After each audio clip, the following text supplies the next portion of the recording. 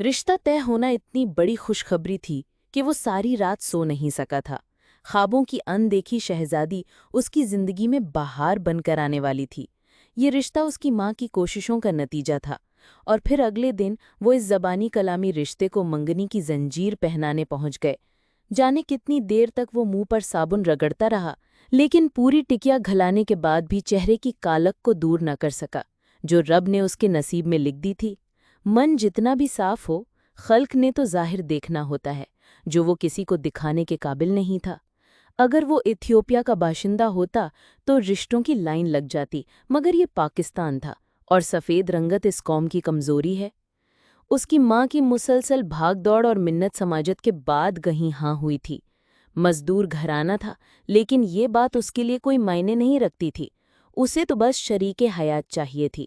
گو خواب تو وہ بھی ان لڑکیوں کے دیکھتا تھا جن کے ملنے کا وعدہ ہر مومن سے کیا گیا ہے، مگر ان کی موت کے بعد اس میں بڑی رکاوٹ تو زندگی ہے، جبکہ ہر کوئی مرنے سے پہلے اس قسم کی لڑکی کا خواہاں ہوتا ہے جو حور کا نعم البدل ہو۔ بہرحال وہ لڑکپن کے سپنے تھے، اب وہ بھرپور جوان تھا۔ جوان بدن کے تقاضے انسان کو کسی قابل نہیں چھوڑتے۔ جوان مرد کو عورت چاہیے ہوتی ہے، چاہے وہ کیسی شکل کی بھی ہو۔ رکشے سے اتر کر وہ ماں کی رہنمائی میں چل پڑا۔ وہاں گلیوں کی حالت بھی ان کے محلے سے مختلف نہیں تھی۔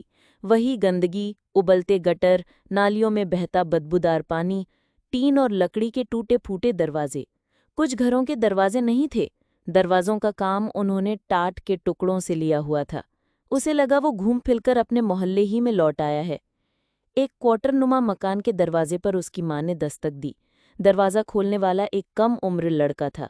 ایک کھانستے بزرگ نے ان کا استقبال کیا اور وہ صحن میں بچھی چارپائیوں پر بیٹھ گئے۔ رسمی تعارف کے بعد جب بزرگ نے دولہا یعنی اسے اچھی طرح دیکھ لیا اور اس کے باوجود اس کے ارادے میں تزلزل نظر نہ آیا تو اس کا دل بلیوں اچھلنے لگا۔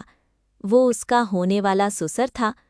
تھوڑی دیر بعد ساس صاحبہ تشریف لائیں اور پھر اس کے خوابوں کی شہزادی بھی چائے کے برتن ٹرے میں رکھے وہاں پہنچ گئی۔ عام شکل و صورت کی ایک ایسی لڑکی جو رستے میں مل جائے تو کوئی دوسری نظر ڈالنا پسند نہ کرے، مگر اب وہ اس کی ہونے والی تھی۔ بلا شرک غیرے اس کی ملکیت جیسی بھی تھی اسے اچھی لگی۔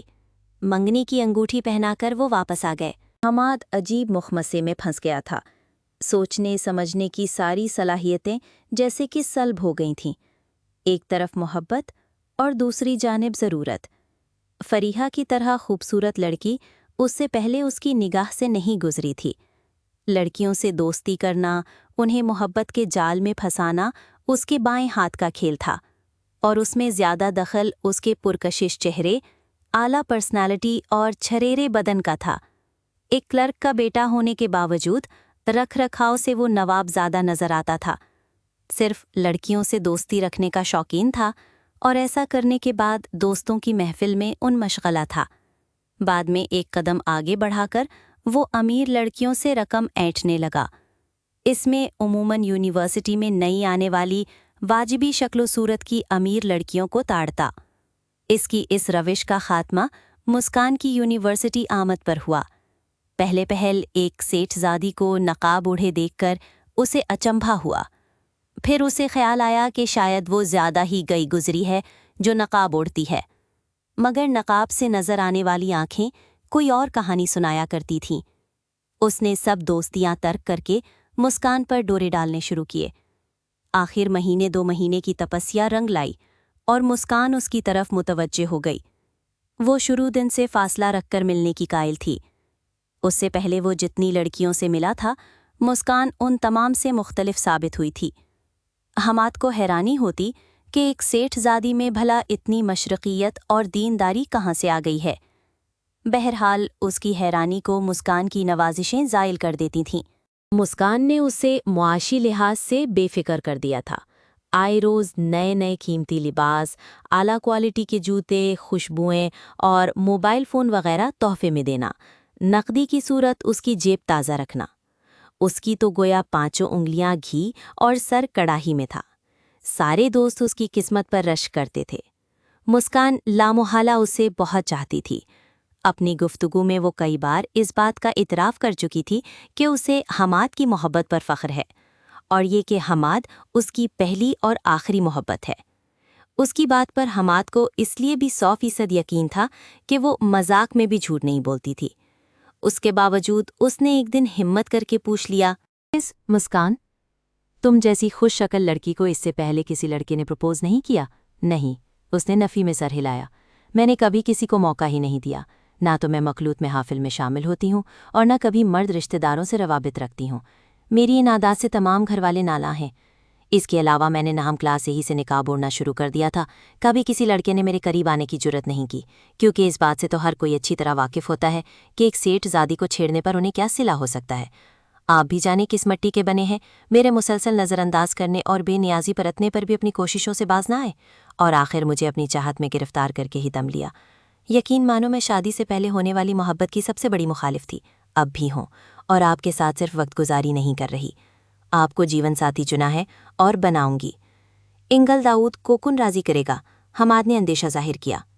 پاپا میری بات کبھی نہیں ٹالیں گے، وہ مجھ پر اندھا اعتماد کرتے ہیں اور جانتے ہیں میرا انتخاب غلط نہیں ہو سکتا۔ بات انتخاب کی نہیں، حیثیت اور مقام کی ہے۔ کیا وہ مخمل میں ٹاٹ کا پیوند برداشت کر لیں گے؟ نہ تو میں مخمل ہوں اور نہ آپ ٹاٹ ہے۔ جہاں تک مقام کا تعلق ہے تو فہیم بھائی نے اپنی مرضی سے ایک متوسط گھرانے کی لڑکی سے شادی کی، پاپا نے کوئی اعتراض نہیں کیا۔ وسیم بھائی نے بھی پسند کی شادی کی، گو بعد میں ان کا نبھانا ہو سکا اور طلاق ہو گئی تھی، مگر انتخاب تو ان کا اپنا تھا نا۔ صرف میری باری پر پاپا کو اعتراض نہیں چلتا، اور یاد رکھنا آپ کے لیے میں اپنی ساری دولت کو ٹھوکر مارنے پر تیار ہوں۔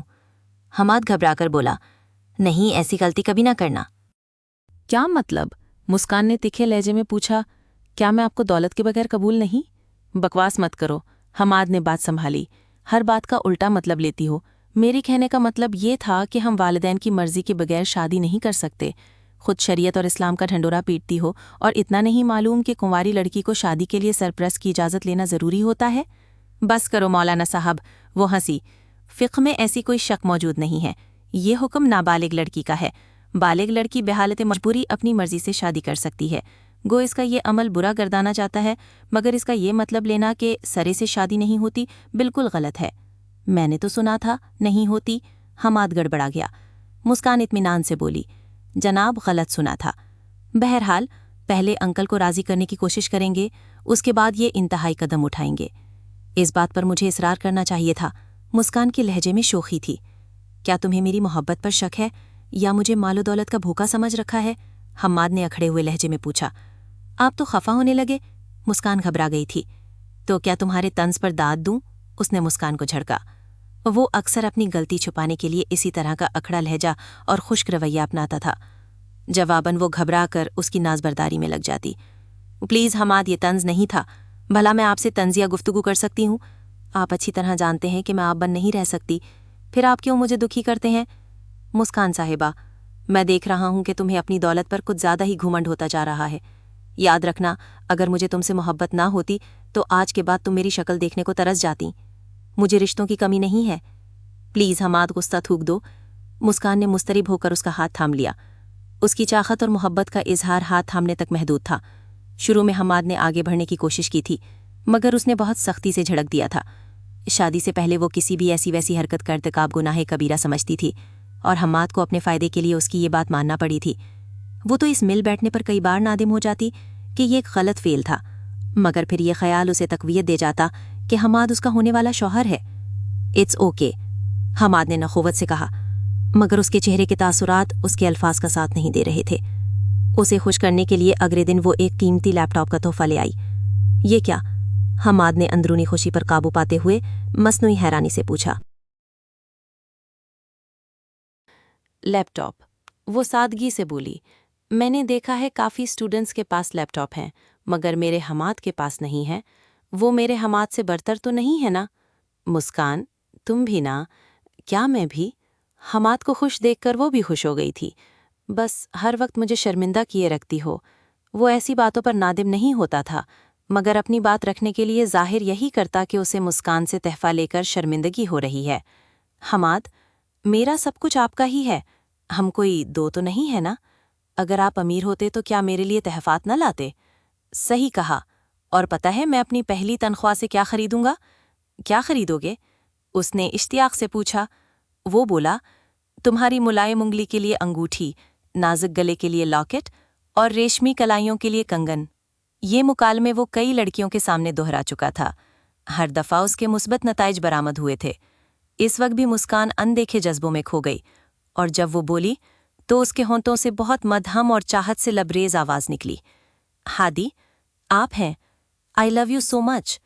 اس کے لیے زیورات کی کمی نہیں تھی، اگر وہ چاہتی تو پوری جولری شاپ خرید لیتی، مگر محبوب سے تحفہ لینے کا اپنا ہی مزہ ہوتا ہے۔ اور پھر وہ فائنل ایئر میں تھا کہ فریحہ یونیورسٹی میں وارد ہوئی۔ رات 2 بجے اسے ماں کی پیار بھری ڈانٹ سنائی دی۔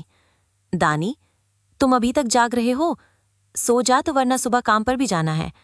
جی ہاں، سو تو رہا تھا، آپ نے آواز دے کر جگا دیا۔ اس نے صریحاً جھوٹ بولا۔ چل بے شرم، مجھے بے وقوف بنا رہا ہے۔